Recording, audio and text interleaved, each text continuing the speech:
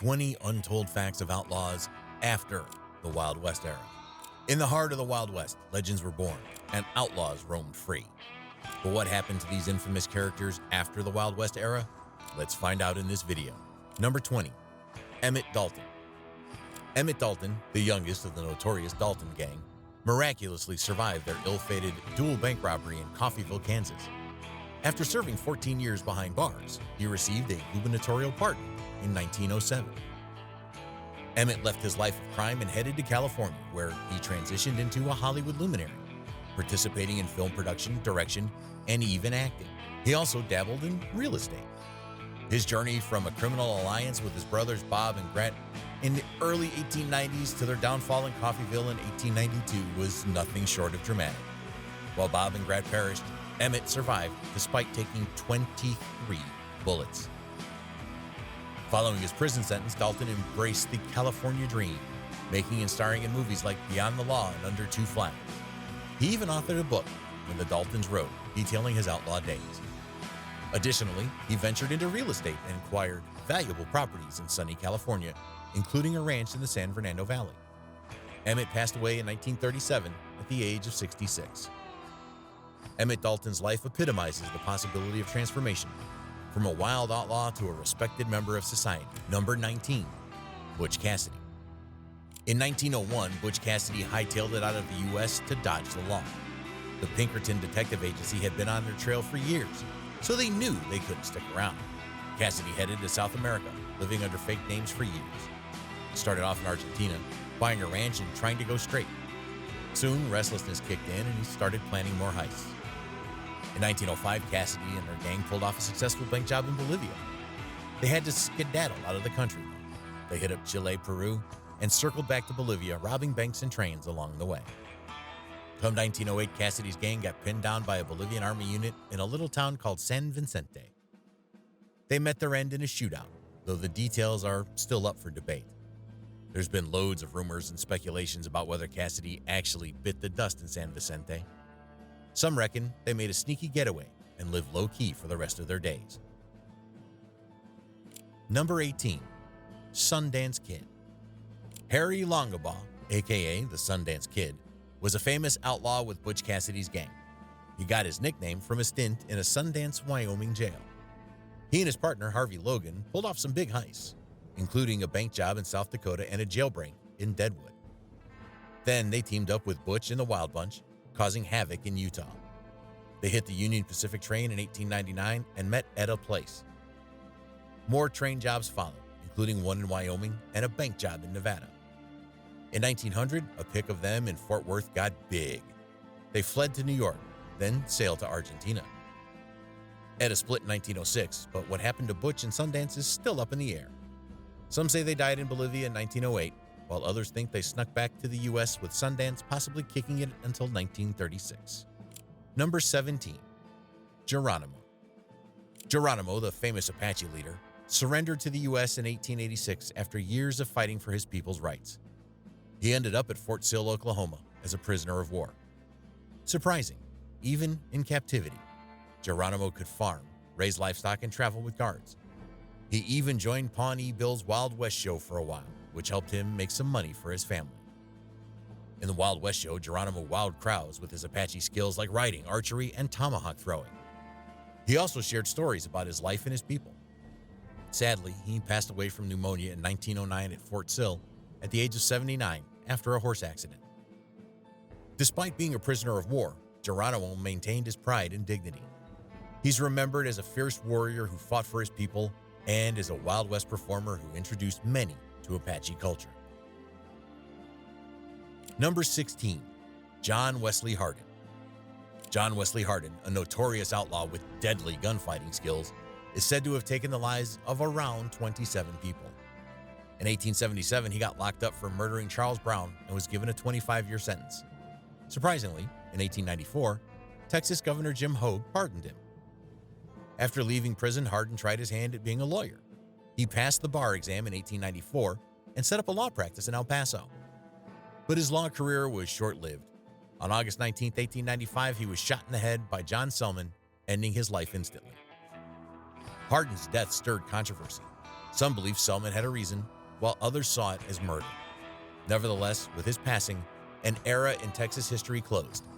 Harden was one of the last Old West outlaws, and his death marked a shift in times. Number 15, James Brown Miller. James Brown Miller, aka Jim Miller, was a lethal mix of assassin and lawman in the late 19th and early 20th centuries. He's credited with taking down over 100 people, including plenty of outlaws. Born in Missouri in 1863, Jim Miller started out as a lawman in the early 1880s, but soon went down the criminal path. He honed his skills as a professional hitman and even provided protection for various crooks. By the early 1890s, he'd set up shop in Oklahoma, wearing two hats, assassin and sheriff in Guthrie. He used his badge to cover up his illegal ventures. Miller's dark days met their end in 1908 when a mob in Tequimish, Oklahoma caught up with him. They lynched him, putting an end to his criminal career. A polarizing figure, Miller straddled both sides of the law and was a sharpshooter to boot. He's one of the most infamous outlaws in American history. Remember, though, Miller's life was steeped in violence and bloodshed. His actions claimed many lives, including innocents. He's not someone to look up to or emulate. Number 14, Luke Short. Luke Short, a real wild card of the late 1800s American West, made a name for himself with a bang. You've probably heard of him from that infamous Tombstone showdown back in 1881 when he went head-to-head with Frank Stillwell and, well, let's just say he came out on top. Short was no slouch when it came to handling firearms. His quick draw was the stuff of legends, and when he wasn't showing off his gunslinging skills, you could find him rolling the dice or catching horse races in different parts of the country. He even had a knack for promoting boxing matches. Quite the all-around entertainer. Sadly, kidney disease claimed him at the young age of 34 in Kansas in 1893. There's some dispute over whether the showdown with Stillwell was on the level. Some say Short shot him in the back, while others claim Stillwell was already hurt. Regardless, this shootout etched Short's name in Wild West legend. He's hailed as one of the era's most famed gunfighters. Number 13, Billy Thompson. Billy Thompson, the younger brother of the famous outlaw Ben Thompson, was a skilled gunfighter in his own right. He killed 4 men and wounded a 5th in various gunfights. However, Billy was not as well known as his brother. He was also not as reckless. After Ben was murdered in San Antonio in 1884, Billy quieted down and lived a more peaceful life. He became a gambler and died of a stomach ailment in Houston in 1897. Billy Thompson was a complex figure. He was a skilled gunfighter and a gambler, but he was also a brother who was deeply affected by the death of his older sibling. He is remembered as a lesser-known outlaw of the Old West. Number 12, Frank James.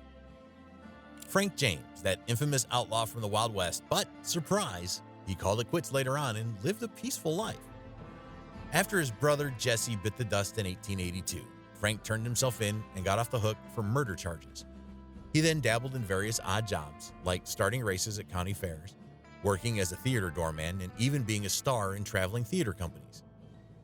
In 1903, Frank joined forces with his old partner in crime, Cole Younger, to create the James Younger Wild West Show, and guess what? It was a hit, turning Frank into a bona fide celebrity. But life eventually led him back to his family's farm in Missouri in 1910, and that's where he said his final goodbyes at the age of 72 in 1915. Frank James had one heck of a life, mixing violence with redemption. From being a notorious gunslinger and outlaw to becoming a respected member of society, he's one of the most enigmatic figures in the Wild West. Number 11, Pearl Hart. Pearl Hart, a Canadian-born, was quite the outlaw in the Wild West scene. She pulled off one of the last stagecoach heists in the good old US of A, and boy, did folks take notice because she was a woman. Now here's the kicker. The details of her life are all over the place, and reports don't agree on much. With her wild ways, it was only a matter of time before the long arm of the law caught up with her, and she ended up doing a short 2-year stint behind bars. They finally let her loose in December 1902. Once she got out, Pearl mostly disappeared from the public eye, but for a hot minute, she did a show where she reenacted her daring crime and talked about the horrors of Yuma Territorial Prison. After that gig, she went incognito and started working with Buffalo Bill's Wild West show. But hold on to your hats. In 1904, they nabbed her again for receiving stolen goods while she was running a cigar store in Kansas City. Wild times, I tell you. Number 10. Thomas Coleman. Thomas Coleman Younger started as a Confederate guerrilla during the Civil War and later ran with the James Younger Gang. He's a big brother to Jim, John, and Bob, who were all in on the gang action too. Now, you won't believe this. They tried their hands at a bank robbery in Northfield, Minnesota, but they got nabbed. Poor Cole ended up with a life sentence. In this slammer, he wore many hats, worked at the newspaper as a printer's devil, and doubled as the prison's librarian. But in 1901, they decided to let him out on parole. Then, on August 21st, 1912, Cole Younger had a change of heart and declared he'd found religion, turning his back on his criminal past. He even got baptized at Lee's Summit Christian Church on August 16, 1913. March 21st, 1916 marked the end of the road for Cole Younger. He passed away in his hometown of Lee's Summit, Missouri, and now rests in the Lee's Summit Historical Cemetery. Quite the journey, wouldn't you say? Number 9. Jim Reed. Jim Reed rode with Quantrill's Raiders during the Civil War, hanging with the likes of the James brothers and the Youngers.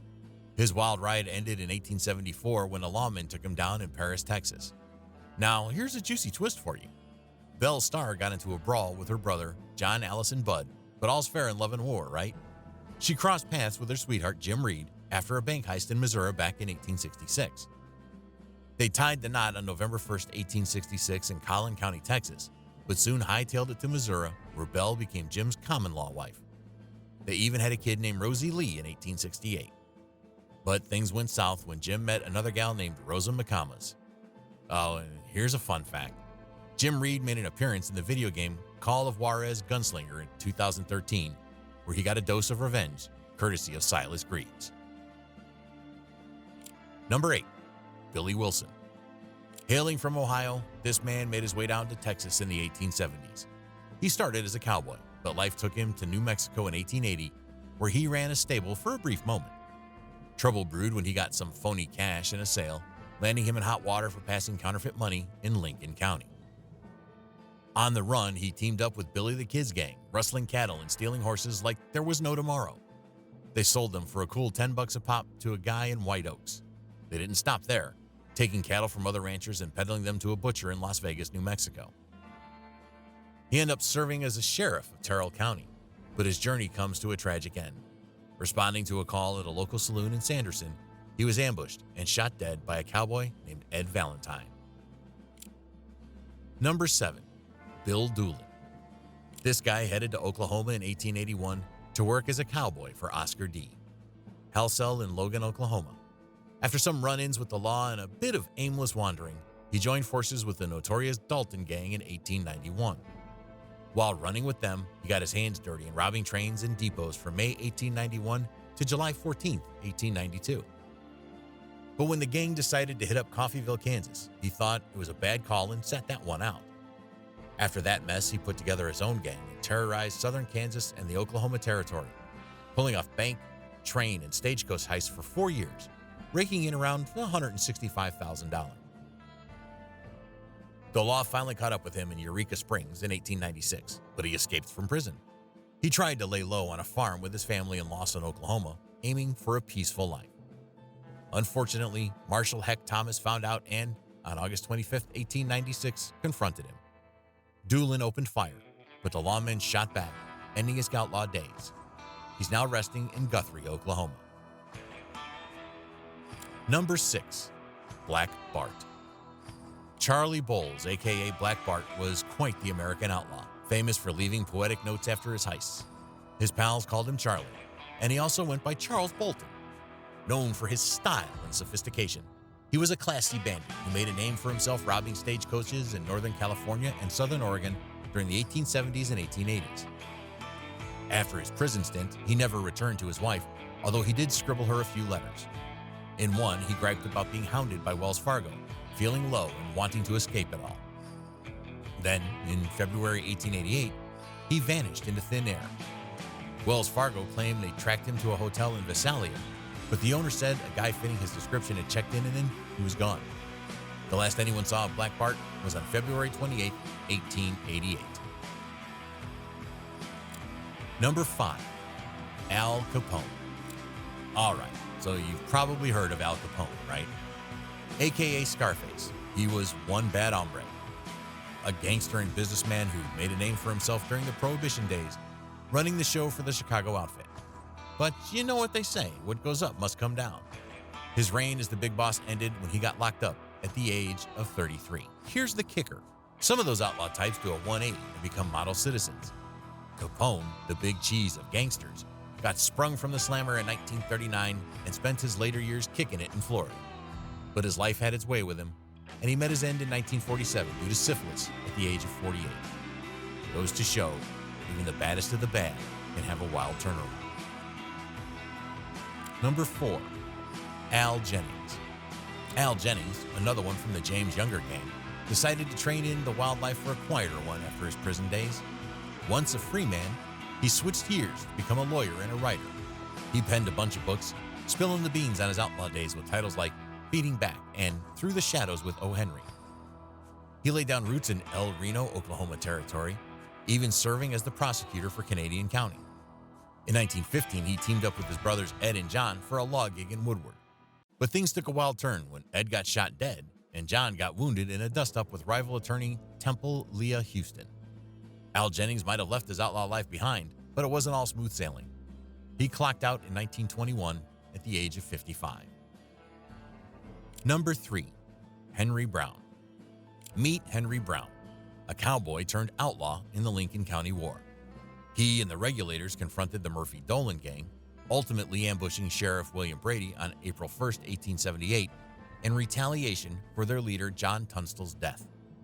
A showdown at Blazer's Mill resulted in the demise of Buckshot Roberts and regulators leader Richard M. Brewer. After Brady's death, the regulators went into hiding but were cornered in Lincoln. Henry Brown escaped with Billy the Kid when their foes set the town ablaze, and the conflict reached its conclusion when McSween was shot fleeing the flames. Wanted in New Mexico, Brown headed to Texas, briefly attempting a lawman's role in Tascosa. A quick temper got him fired. He drifted through Oklahoma Indian Territory before landing in Kansas, where he became Assistant Marshal of Caldwell in 1882. He soon rose to the position of marshal in the rowdy cattle town, a transformation from outlaw to lawman. Number 2, Wyatt Earp. Wyatt Earp lived a colorful life.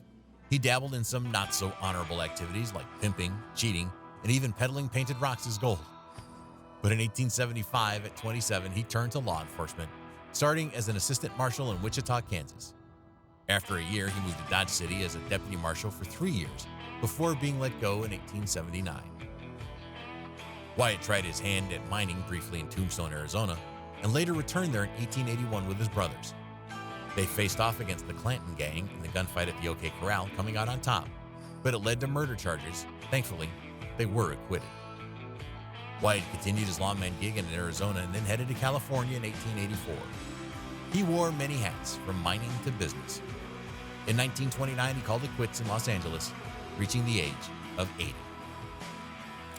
Number 1, Billy the Kid. Billy the Kid, quite the character in the Wild West, was known for his sharpshooting skills. Now, he likes to brag about taking down 21 men, but the truth is it's probably less than 10. His stint as an outlaw was short but packed with action, plenty of shootouts and showdowns. Sheriff Garrett eventually caught up with him. But here's the twist. After his wild days, Billy became a legend in American folklore. They paint him as a sort of rebel against corruption, but let's face it, the guys he went up against were no pushovers. They managed to legally take him out. You've probably heard his story in books, movies, and TV shows. He's become a real Wild West icon. The Wild West may have ended, but its legends continue to captivate us to this day. That's it for the 20 untold facts of outlaws after the Wild West era. All right, that's it for today. Thanks for watching. See you in the next video.